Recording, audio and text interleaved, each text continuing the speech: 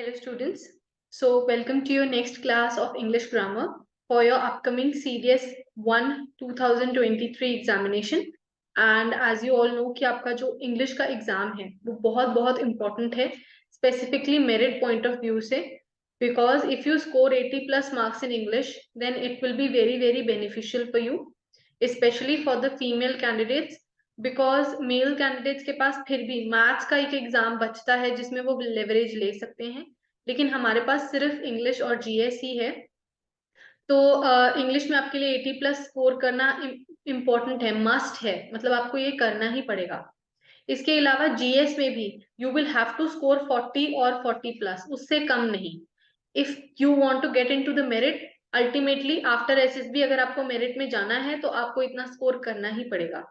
Reason being CDS के examination में OTA में जाने के लिए there is a clear cut demarcation की 50% मार्क्स आपके रिटर्न के ऐड होंगे प्लस 50% ऑफ एसएसबी।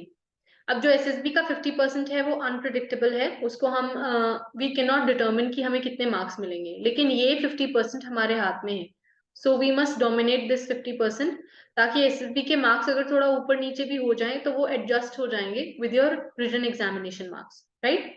इसलिए इंग्लिश आपके लिए एक बहुत इंपॉर्टेंट सोल्यूशन बन जाता है इस मेरिट की रेस में। So 80 plus is a must, you must score 80 plus no matter what. उसी के लिए आज मैं आपके लिए प्रेपोजिशंस और डिटर्मिनर्स की क्लास लेके आई हूँ। ये आपके फिल इन द ब्लैंक्स और क्लोज टेस्ट में सबसे ज्यादा काम आएंगे। हमने पिछली ही क्लास में अभी क्लोज टेस्ट किया है, तो उससे आपको अंदाजा लग ही चुका होगा कि ये दोनों कितने इंपॉर्टेंट टॉपिक्स हैं।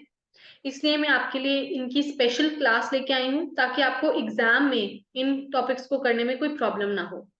सो let's start with the class. तो सबसे पहले हम पढ़ेंगे प्रेपोजिशंस के बारे में। Now what is a preposition? देखो, प्रेपोजिशन दो वर्ड से बना है, pre and position. If you look at the construction of the word, it is made of two words, pre and position. यानी पोजीशन के बारे में बताने वाला वर्ड, पोजीशन से पहले आने वाला वर्ड जो पोजीशन के बारे में बताए उसको बोलते हैं प्रेपोजिशन। इंग्लिश एक ऐसी लैंग्वेज है जिसमें आप उसके दिए हुए हर वर्ड को डिकोड कर सकते हो और समझ सकते हो कि ये वर्ड यूज क्यों हुआ। सो प्रेपोजिशन का आपको इसके वर्ड से ही मीनिंग क्लियर हो जाता है। इट इज अ वर्ड जो पोजीशन के बारे में हमें डिटरमिन करके बताता है of an object, person, object और any other thing that is there in the subject, right? So अभी definition पढ़ते हैं। Preposition is a word which expresses relationship of a noun or pronoun to other words of the sentence. ये location के बारे में बताता है, लेकिन ये लोकेशन असल में होती क्या है? This is about relationship. ये एक relationship establish करता है between what? Between a noun or a pronoun and the rest of the sentence. जैसे कि हमने बेसिक्स में किया हुआ ही है, हर जो एक नाउन होता है वो सब्जेक्ट होता है हमारे सेंटेंस की, या तो नाउन सब्जेक्ट होगा या प्रोनाउन। तो इन दोनों को बाकी के सारे सेंटेंस के साथ जोड़े रखने के लिए हम प्रेपोजिशंस की हेल्प लेते हैं, जैसे in, of, to, at, so on and so forth, right. Preposition usually describe the position of something, the time when something happens and the way in which something is done. यानी position, time and nature, तीन चीजों के बारे में हमें preposition जानकारी देता है। जैसे आप यहाँ फिगर में देख सकते हो, यहाँ पे देखो बॉल की लोकेशन बताई जा रही है, इन द बॉक्स है ना, अंदर है, on the box, under the box, next to the box, behind the box, in front of the box, between two boxes, right. तो ये चीज आपको ध्यान में रखनी है आपने। तो ये हो गया हमारे प्रेपोजिशन का डेफिनेशन, जिससे हमें ये क्लैरिटी मिली है कि प्रेपोजिशन एक्चुअल में होते क्या हैं। अब हम इनकी थोड़ी सी टाइप्स को डिटेल में देखेंगे ताकि हमें वो भी समझ में आ जाए। अब देखो, हमारे पास कई तरीके के प्रेपोजिशंस हैं, जैसे कि एक है simple preposition, compound preposition, phrase preposition, preposition of time, place, direction and agent. Agent का प्रेपोजिशन क्या होता है ये आपके लिए थोड़ा नया होगा सुनने में, लेकिन जब आप आगे डेप्थ में पढ़ोगे तो आपको काफी क्लैरिटी मिलेगी कि ये क्या होता है, राइट। So let's start. सबसे पहले है टाइप्स ऑफ प्रेपोजिशन। सबसे पहली हमारी है सिंपल प्रेपोजिशन, यानी preposition that consist of one word, जैसे on, in, by, through, with, यानी one word preposition. Simple preposition का सिंपल मीनिंग हो गया वन वर्ड प्रेपोजिशन। एक ही शब्द की जो प्रेपोजिशन होगी वो होगी हमारी सिंपल प्रेपोजिशन। जैसे the paper is on my desk, then Rita wasn't at home yesterday, there are kites in the sky and they were sitting by the tree। ये सारे हमें लोकेशन के बारे में बता रहे हैं। और यहाँ सब्जेक्ट क्या है? पेपर इज द सब्जेक्ट, ये भी नाउन है जिसको ये बाकी के सेंटेंस के साथ जोड़ रहा है ऑन शब्द। यहाँ पे रीटा नाउन है जिसको एट वर्ड बाकी के सेंटेंस के साथ कनेक्ट कर रहा है, राइट। यहाँ पे दे है, देयर है, ये है हमारे प्रोनाउंस। तो या तो नाउन होंगे या प्रोनाउन, दोनों को बाकी के सेंटेंस के साथ जोड़ने का काम करेगी प्रेपोजिशन। इसके बाद है कंपाउंड प्रेपोजिशन। ये क्या है?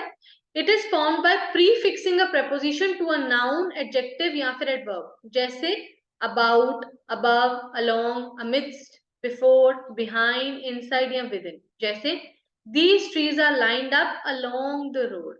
अब इनको, इस प्रेपोजिशन को बताने के लिए हमने इसके आगे लाइंड अप लगाया। This article is about computers, यहाँ इज लगाया, यानी इनके आगे एक प्रीफिक्स लगाया जाता है। जैसे हम हिंदी में बोलते हैं ना, कोई भी बात बताने से पहले उसकी भूमिका बनानी पड़ती है, तो इनको लिखने के पहले इनकी भूमिका बनानी पड़ती है, तो इसीलिए ये बन जाते हैं हमारे कंपाउंड प्रेपोजिशन, राइट। फिर है phrase preposition. It is a group of words. Phrase क्या होता है? What is a phrase? Phrase is a group of words. तो नेचुरली जो फ्रेज प्रेपोजिशन है उसमें भी ग्रुप ऑफ वर्ड्स होगा। It is a group of words used with force of a single preposition, जैसे according to, along with, in place of, etcetera. जैसे the work was done according to her instruction, यहाँ according word to के साथ लगाया गया है, preposition actually में to है। यहाँ Kumar was arrested along with his friends. अब यहाँ अलोंग लगाया गया है विद के साथ, अकेला नहीं है ये, इसलिए ये बन जाएगा फ्रेज प्रेपोजिशन। ये सारे टाइप्स हैं। आप इनकी यूसेज देखो, देखो अलोंग के साथ विद आया है ना, अलोंग के साथ बाय नहीं आया, विद आया है। इन सारी माइन्यूट चीजों को आपको ध्यान में रखना है, क्योंकि एग्जाम में माइन्यूट डिटेल्स पे ही काम करना पड़ता है, ठीक है। मेजोरिटी की बातें सबको पता होती हैं, ये माइन्यूट चीजें हैं जो डिफरेंस क्रिएट करती हैं। इसके बाद है preposition of time। now it explains at what point of time did an event occur। naturally time की बात कर रहा है ना, समय। समय क्या है? कब, किस वक्त की गई वो चीज, है ना, कब। This will answer the question कब, when, राइट। तो ये preposition of time है। जैसे at है preposition of time, ये यूज किया जाता है फॉर स्पेसिफिक टाइम, जैसे at 5 AM, है ना। यूसेज का ध्यान रखना है, यूसेज पे बहुत बहुत ध्यान देना है। मैं स्पेशली आपके लिए यूसेज रिलेटेड क्लास लेके आई हूँ ताकि आपको कोई भी डाउट ना रहे, ठीक है। ये एट जो प्रेपोजिशन है ये स्पेसिफिक टाइम की बात करेगा। ऑन जो है वो डेज या डेट्स की बात करेगा, जैसे ऑन वेडनेसडे, है ना, on 3rd of this month, ऐसे बोल देते हैं ना, हमने सुना होगा, he was here on the 3rd of this month, है ना। तो ऑन यूज होगा डेज या डेट्स के लिए। इन यूज होता है for longer periods of time, जैसे इन जनवरी या फिर इन 2016, लंबे समय की बात। एंड फॉर, ये ड्यूरेशन बताता है, जैसे for an hour, for a day, for a week, for an year, duration की बात करता है फॉर। देखो आपको इन चीजों से क्रिस्टल क्लैरिटी मिलेगी और आपको पेपर में बिल्कुल भी दिक्कत नहीं आएगी अगर आप इस क्लास को ध्यान से सुन लेते हो तो। जैसे अब यहाँ देखो, the shop closes at midnight, specific हो गया ना, ये कितने बजे बंद होती है? 12 बजे, मिडनाइट स्पेसिफाई कर दिया। ऐसे I want to walk along a tropical beach at sunset, फिर से specification. In England it often snows in December, longer duration of time, बड़ा बात, महीने भर की बात होगी ना, लंबा समय, ठीक है। तो देखो अब आपको आई होप यूसेज समझ में आ गई है। जब आप इनको क्लोज टेस्ट वगैरह में अप्लाई करके देखना आपने, और फिर मुझे बताना आपके आंसर सही जा रहे हैं या गलत। आई कैन अश्योर यू आपका कोई भी क्वेश्चन गलत नहीं होगा if you listen to the instruction. आगे है प्रेपोजिशन ऑफ प्लेस। इसमें भी बहुत लोगों को कंफ्यूजन होती है, तो ये ध्यान से सुनना है। प्रेपोजिशन ऑफ प्लेस ये हमें शो करता है वेयर समथिंग इज डन, है ना, कहाँ, कहाँ हुआ ये, जगह, जगह के बारे में बात करेगा ये। हिंदी की हैंडराइटिंग वैसे मेरी इंप्रूव हो गई है काफी, प्रैक्टिस हो गई है ना अभी टाइप कर करके। प्रेपोजिशन ऑफ प्लेस देखते हैं फिर से एट स्पेसिफिकेशन देता है तो ये स्पेसिफिक प्लेस की बात करेगा, जैसे at the library, at home, है ना, at the university, right. On, इसके बाद on will be referring to a area और सरफेस, जैसे on the wall, on the road, है ना, ऑन द फ्लोर, ऐसे करके। इन यूज होगा for a place with boundary, जैसे इन अ रूम, है ना, in a room, in the kitchen, boundary हो गया ना। He was present in the police station, boundary, bounded area होगा। और फिर अबव, मच हायर प्लेस, जैसे stars are above the sky. इससे आपको बहुत क्लैरिटी मिलेगी, इन चीजों को यूज करके देखना। इसका चाहे आप चार्ट बना लेना, पीडीएफ आपको ऐप में अवेलेबल रहेगी, इसका चार्ट बना लेना और चार्ट चिपका के रखो, रोज उसको देखो ताकि ये आपके दिमाग में बैठ जाए बात, आपको कोई कंफ्यूजन ना रहे, राइट। अब देखो, our house is at the end of the street, specific place. Do you work in an office, office क्या होता है, बाउंड्री होती है ना ऑफिस की, इतनी सी जगह में ये ऑफिस है, तो यहाँ पे इन यूज हुआ है, ठीक है। अब आगे देखो, प्रेपोजिशन ऑफ डायरेक्शन जो हमें बताता है किस तरफ, है ना, किस तरफ हो रही है चीज, डायरेक्शन। जैसे प्रेपोजिशन ऑफ डायरेक्शन में आएगा towards, into, up, across, around, ये एक्सप्रेस करता है डायरेक्शन, जैसे towards the building, like he swum across the river, पूरी रिवर उसने स्विम की। You shouldn't go into the castle, the store is right up the road. ये चीजें याद रखनी है, कौन सा डायरेक्शन के लिए, कौन सा लोकेशन, कौन सा टाइम के लिए, सब याद रखना है, ठीक है। अब आगे है प्रीपोजिशन ऑफ एजेंट, इसको देखो। It is used for a thing which is cause of another thing in the sentence, जैसे by, how something has been done, जैसे manufactured by machine, travelled by car, ठीक है। तो कैसे एजेंट बताता है, ये किसने काम किया, एजेंट, है ना, किसने किया और कैसे किया, दोनों चीजें हमें बताएगा by word. Homework was done by my mother, है ना।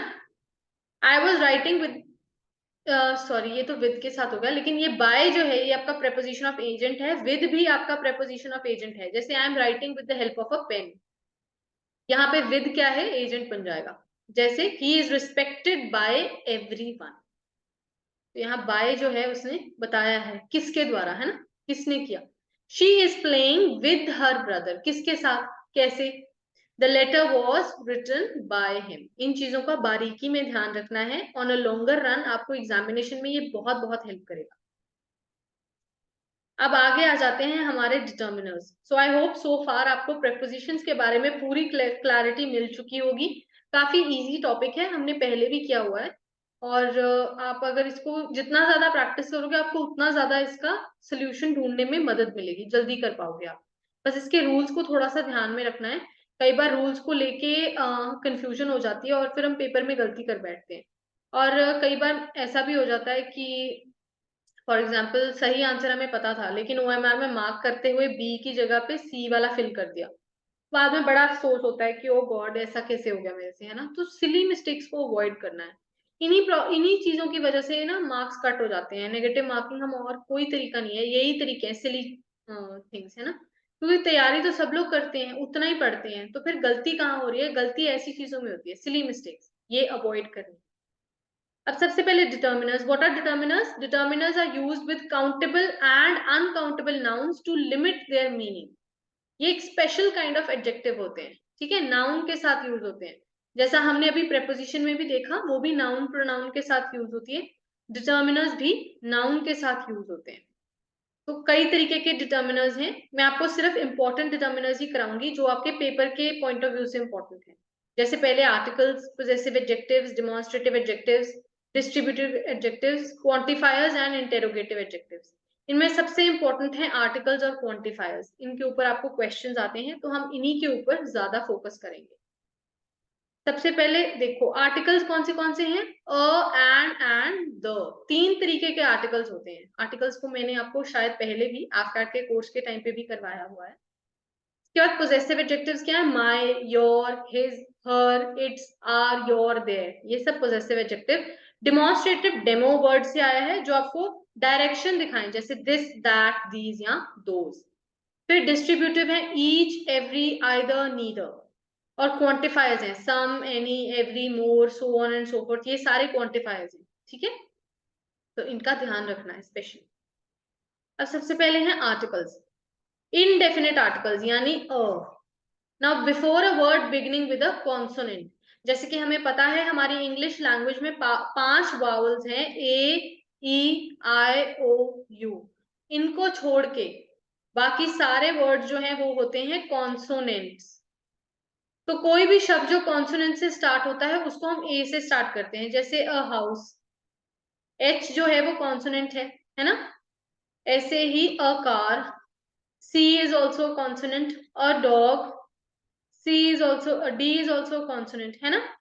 लेकिन हम ये नहीं बोलते a apple, that is wrong. यहाँ अ नहीं आएगा क्योंकि ए जो है वो वावल है। For example a woman, year, hero, history, है ना। So before a vowel which has a sound of U या वा, ये देखो, वैसे तो हम वावल्स के आगे अ नहीं लगाते, लेकिन इसमें कुछ कंडीशंस हैं। अगर जो हमारा वावल है उसका साउंड यू या वा आ रहा है तो वहां हम अ लगाएंगे, जैसे अ यूनियन, यू देखो साउंड यू का आ रहा है। अ यूनिट, फिर से यू। अ 1 रुपी नोट, फिर वा आ गया, ठीक है। जैसे एच जो है कॉन्सोनेंट है नॉर्मली, लेकिन हम बोलेंगे एन ऑनेस्ट मैन, ओ का साउंड आ रहा है ना यहाँ, ए यू ओ, तो यहाँ पे एन लगेगा इसके साथ। हालांकि this is an exception, H is a consonant, usually H के साथ एन नहीं लगता, ठीक है। अब आगे देखो सिंगल काउंटेबल नाउन्स के साथ, जैसे Sam is reading a magazine, एक मैगजीन पढ़ रहा है, काउंटेबल नाउन है ना, इसलिए सिंगुलर है ऊपर से। फिर with common noun in singular number, जैसे दिस इज अ टेबल, ये कॉमन नाउन भी है और सिंगुलर भी है। We can use adjectives between the articles and the noun, जैसे this is a lovely dress, lovely क्या है, एडवर्ब है, एडवर्ब है, उसके सामने भी हम अ लगा सकते हैं। But a common noun in the singular number doesn't have an article before it. Very, very important. जैसे man is mortal, man is a mortal या a man is mortal is wrong. ठीक है, ये रूल है। A lamp, a book, a cat, a golden necklace, a pretty girl, ये सारी चीजें examples हैं आपका आर्टिकल अ कैसे यूज होता है उसकी, ठीक है।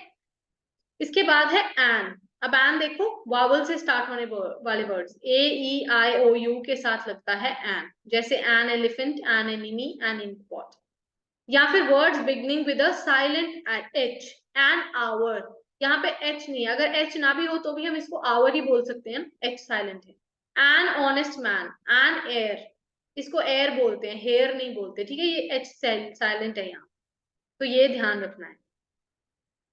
इसके बाद है द, बहुत इंपॉर्टेंट है, आपको पता होना चाहिए इसकी यूसेज के बारे में। तो सबसे पहले when we refer to some particular person और थिंग, जैसे let us go to the club, the boy enjoys his own company, या the book is in my bag, particular specific जब हम कर देते हैं।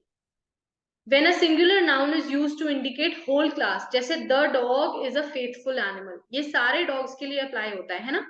ऐसा तो है नहीं कि सिर्फ मेरा ही डॉग फेथफुल है या आपका ही डॉग फेथफुल है, all dogs are faithful, so the dog is a faithful animal.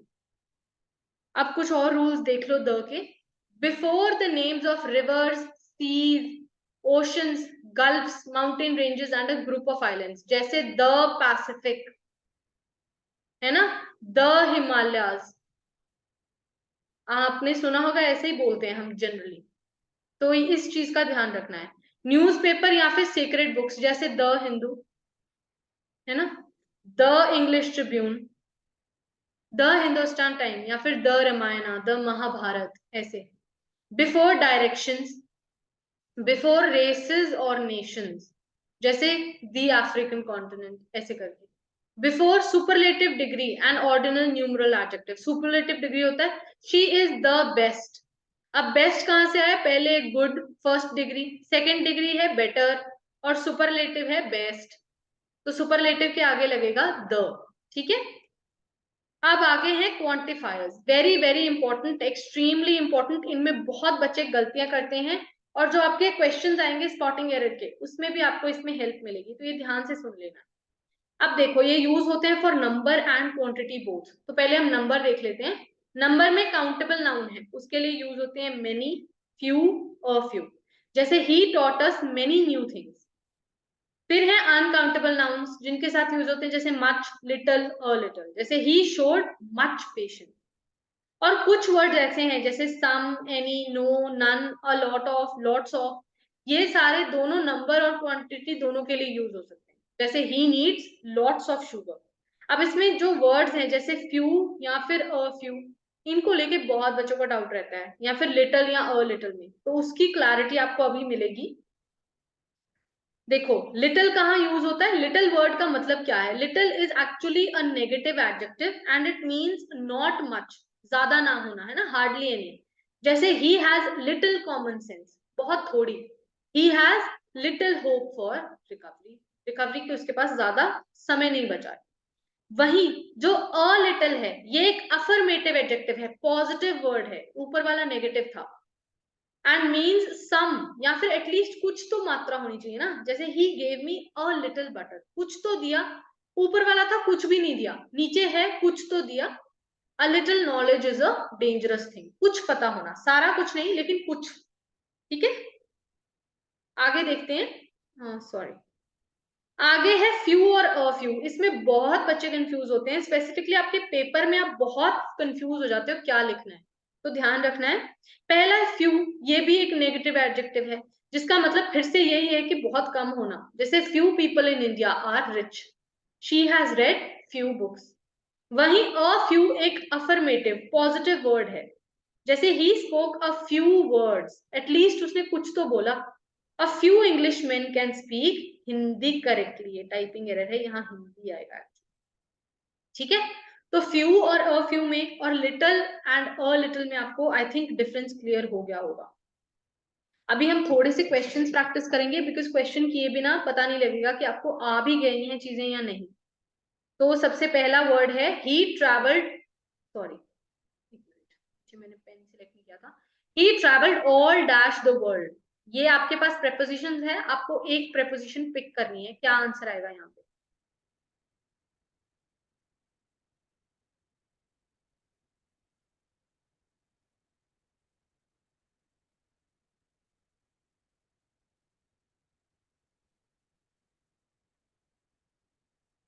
क्या आएगा यहाँ पे, काफी आसान क्वेश्चन है।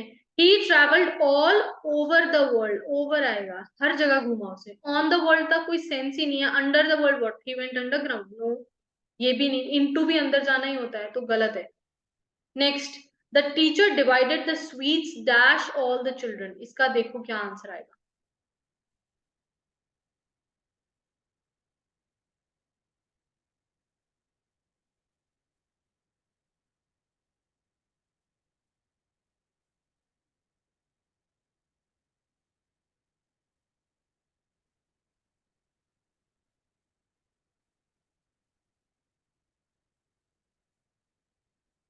अब देखो मैं यहाँ पे आपको समझाती हूँ। जो वर्ड बिटवीन है वो यूज होता है जब दो लोगों के बीच में चीजें डिवाइड होनी। और अमंग यूज होता है जब ग्रुप हो हमारे पास। तो यहाँ चिल्ड्रन है, प्लूरल है, तो यहाँ पे अमंग आएगा, बिटवीन इज रॉन्ग। ओके, याद रखना है, काफी इंपॉर्टेंट पॉइंट है। Next, the dog is grateful dash its owner, क्या आएगा यहाँ पे answer.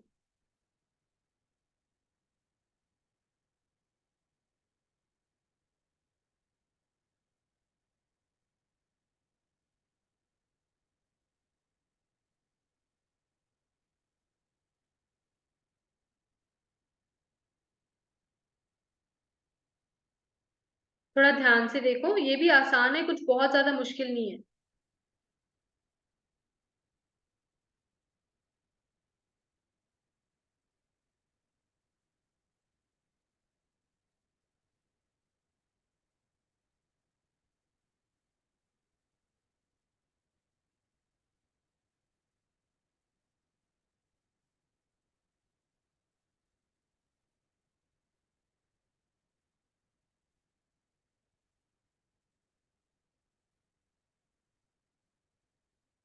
The answer is the dog is grateful for its owner.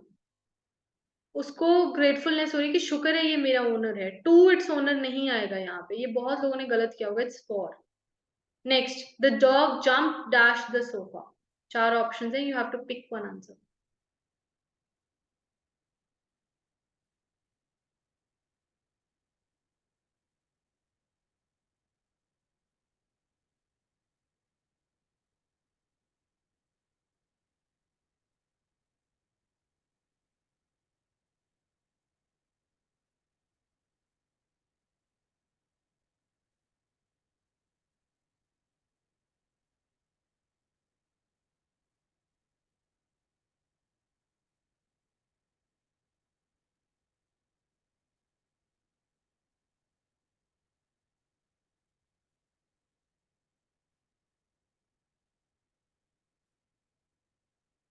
क्या आंसर आएगा यहाँ पे?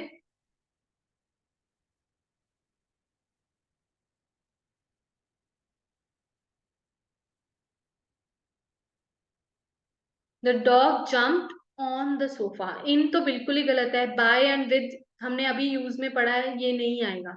This is not the correct usage of by and with, right? Next, the police officer is dash the station. These are your options, pick one answer.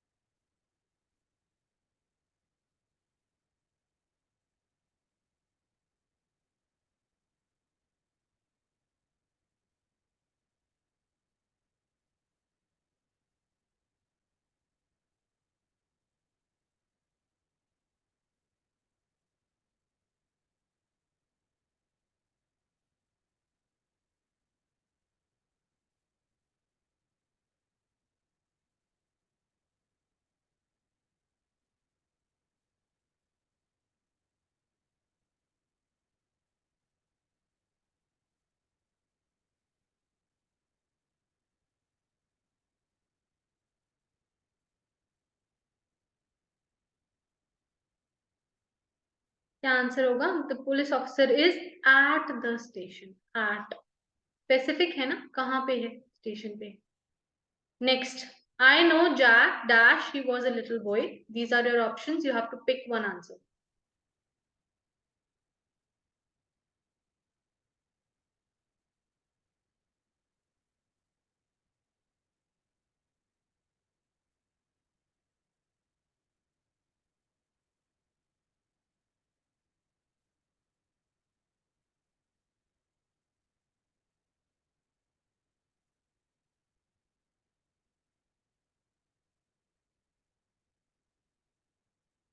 आसान question है।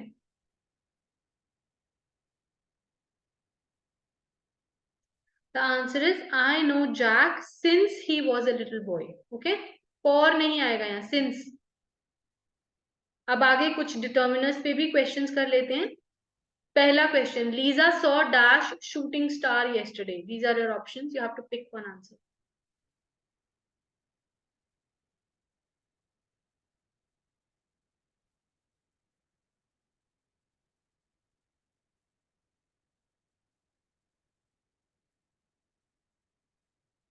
Very easy, Lisa saw a shooting star yesterday। ये consonant है, S. ठीक है। Next, don't look directly at dash sun. These are your options, you have to pick one answer. क्या answer आएगा यहाँ?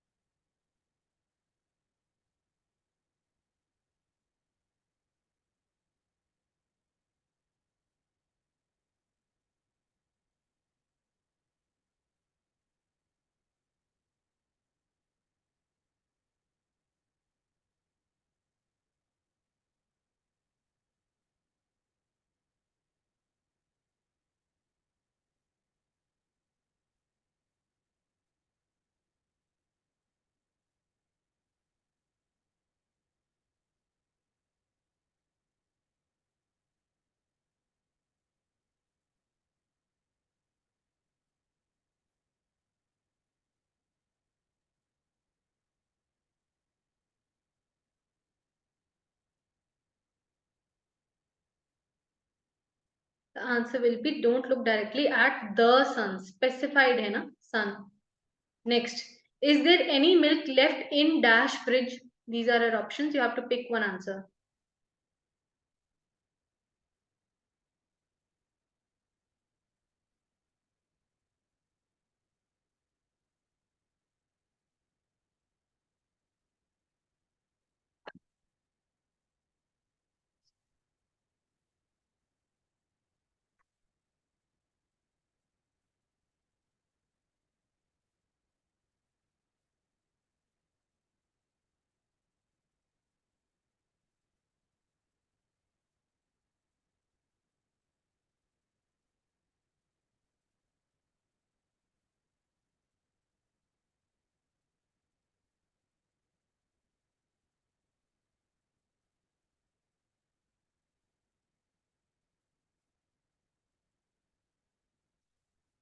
The answer is the.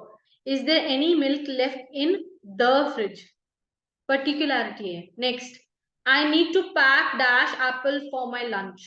ये तो आसान है, मैंने आपको इसकी एग्जाम्पल भी दे दी थी. I need to pack an apple for my lunch. Next, the dogs were dash given a bone. अब इनमें चूज करो, each, any या every.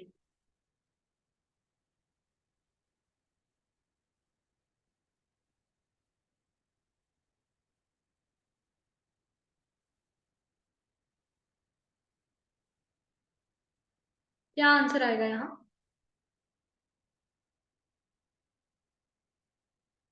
कल सब लोगों को अर्थक्वेक फील हुआ था क्या नॉर्थ इंडिया में?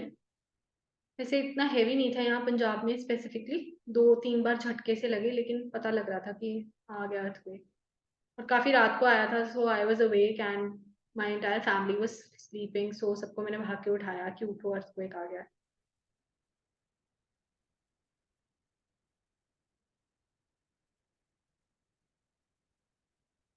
आधे लोग तो वीडियोज ही डाल रहे थे इंटरनेट पे. आई थिंक बाहर निकलने से पहले वो सोचा पंखे की वीडियो डाल दूं. ऐसा नहीं करना चाहिए, कई बार उसके आफ्टर शॉक्स काफी खतरनाक होते हैं, तो ध्यान रखना चाहिए. Okay, so the answer is the dogs were each given a bone. Okay, हर एक को दिया गया. Next, the police spoke separately to dash subject. Every, each या some.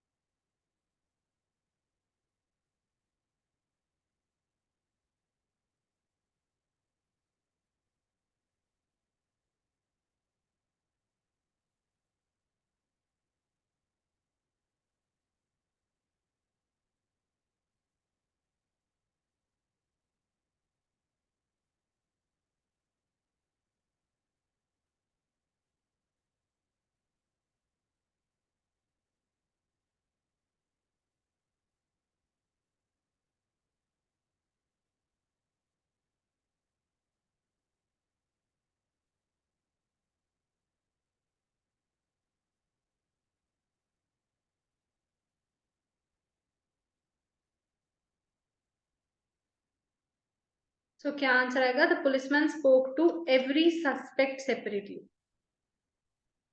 Next, she was wearing a bracelet on dash wrist. What will be the answer out of the three options?